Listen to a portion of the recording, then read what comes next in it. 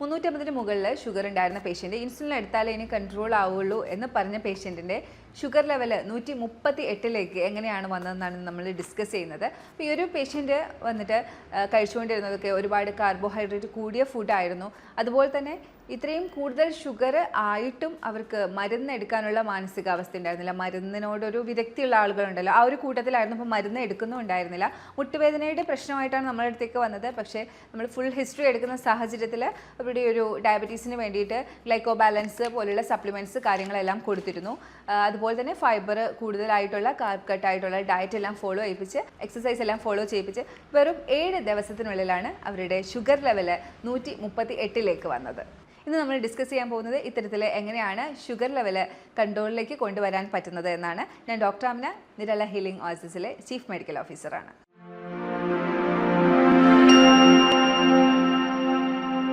ഷുഗറിൻ്റെ പ്രശ്നമായിട്ട് നമ്മുടെ അടുത്ത് വരുന്ന പേഷ്യൻസ് എപ്പോഴും പറയുന്ന കാര്യമാണ്, ഡോക്ടർ ഇപ്പോൾ മധുരം തീരെ ഉപയോഗിക്കാറില്ല, പഞ്ചസാരയിൽ തൊടാറില്ല, ചായയിൽ മധുരം ഇടാറില്ല, പക്ഷേ എന്താണ് നിങ്ങൾ കഴിക്കുന്നത് എന്ന് ചോദിക്കുമ്പോൾ രാവിലെ അപ്പം, പുട്ട്, ദോശയൊക്കെയാണ് കഴിക്കുക. അതിൻ്റെ കൂട്ടത്തിൽ പ്രോട്ടീൻ, ഫൈബർ എന്തെങ്കിലുമൊക്കെ ഒരു പോർഷൻ കൺട്രോൾ അങ്ങനെയൊന്നുമില്ല, ചമ്മന്തിക്കറി അങ്ങനെയായിരിക്കും കഴിക്കുക.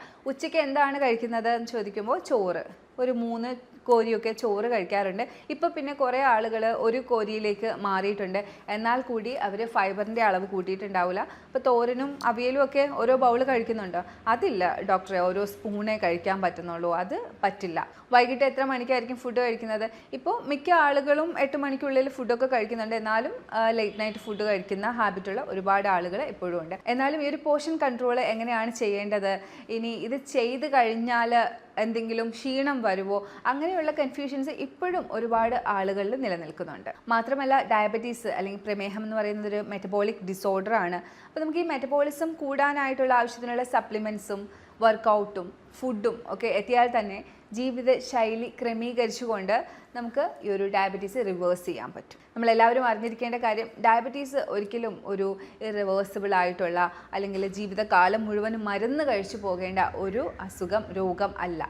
ഇതൊരു മെറ്റബോളിക് സിൻഡ്രം അല്ലെങ്കിൽ മെറ്റബോളിക് ഡിസോർഡർ ആണ്. അപ്പോൾ അതുകൊണ്ട് തന്നെ നമ്മുടെ ജീവിതശൈലി ക്രമീകരിച്ചുകൊണ്ട് മാത്രമേ ഇതിനെ നമുക്ക് ടാക്കിൾ ചെയ്യാൻ പറ്റുള്ളൂ. മാത്രമല്ല ഡയബറ്റീസിനെ നമ്മൾ നോക്കിക്കാണുന്ന രീതിയും നമുക്ക് മാറ്റേണ്ടതുണ്ട്.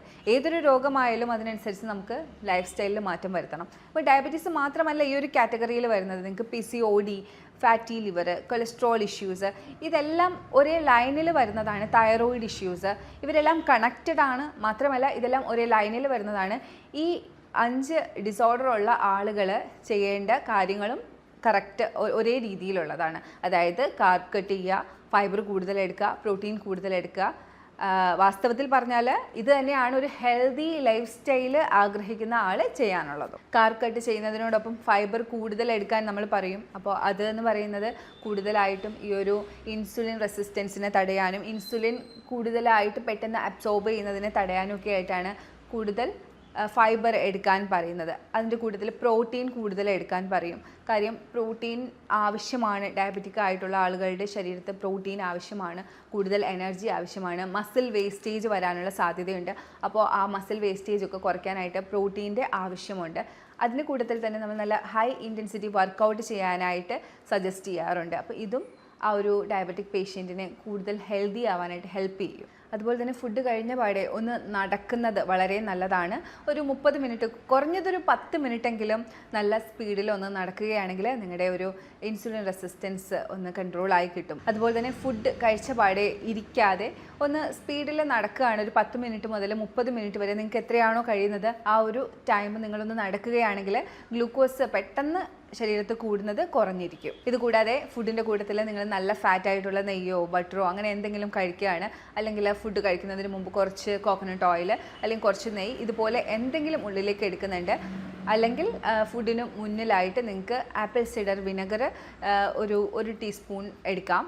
ഇതൊക്കെ ചെയ്യുകയാണെങ്കിൽ നിങ്ങൾക്ക് ഗ്ലൂക്കോസ് പെട്ടെന്ന് കൂടുന്ന ഒരു കണ്ടീഷൻ കുറഞ്ഞിരിക്കും. അപ്പോൾ ഇതൊക്കെ ചെയ്യുമ്പോൾ നിങ്ങളൊരു ഡോക്ടറിൻ്റെ ഒരു സജഷൻ എടുത്തിട്ട് വേണം ചെയ്യാനായിട്ട്. വേറെ എന്തെങ്കിലും വയറ്റിന് എന്തെങ്കിലും ബുദ്ധിമുട്ടോ അങ്ങനെയൊക്കെ ഉണ്ടെങ്കിൽ ഇത് ചെയ്യാൻ പാടില്ലായിരിക്കും. ഡയബറ്റീസ് ഉള്ളവർ എപ്പോഴും ചോദിക്കുന്ന ഒരു കാര്യമാണ് ഉലുവ തിളപ്പിച്ച വെള്ളം അല്ലെങ്കിൽ വെണ്ടക്ക, പേരയുടെ ഇല ഇത്തരത്തിലുള്ള ഹെർബൽ ടീകൾ കുടിക്കുന്നത് കൊണ്ട് എന്തെങ്കിലും മാറ്റം ഉണ്ടാകുമോ എന്നുള്ളത്.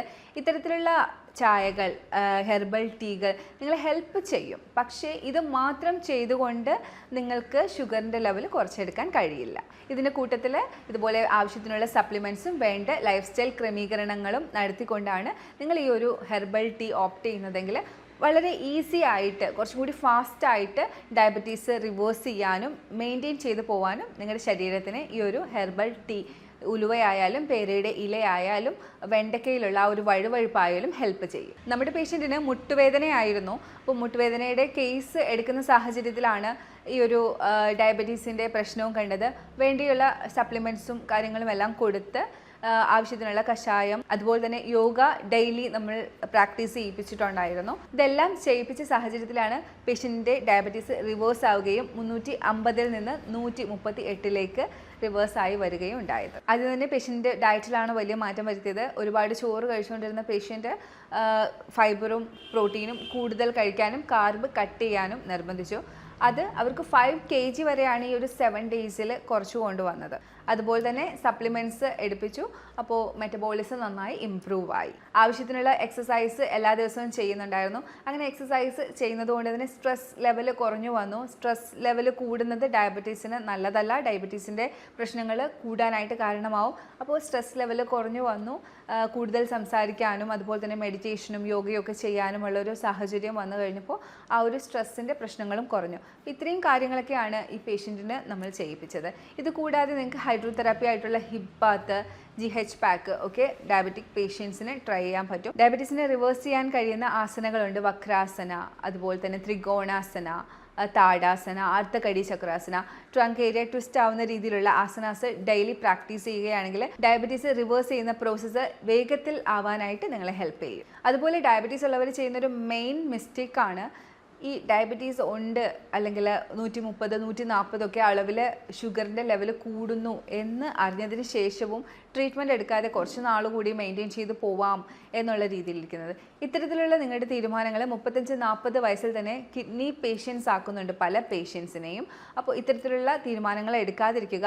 130, 140 ലെവലിലൊക്കെ ഷുഗർ നിങ്ങൾക്ക് കാണിക്കുന്നുണ്ടെങ്കിൽ ആവശ്യത്തിനുള്ള സപ്ലിമെൻറ്റ്സും അതുപോലെ തന്നെ ലൈഫ് സ്റ്റൈൽ ക്രമീകരണവും എടുത്തുകൊണ്ട് നിങ്ങളുടെ ഡയബറ്റീസ് റിവേഴ്സ് ചെയ്യുക. പ്രമേഹത്തിൻ്റെ പ്രശ്നം നിങ്ങൾക്ക് ഉള്ളതായിട്ട് നിങ്ങൾക്ക് അനുഭവപ്പെടുന്നുണ്ടോ?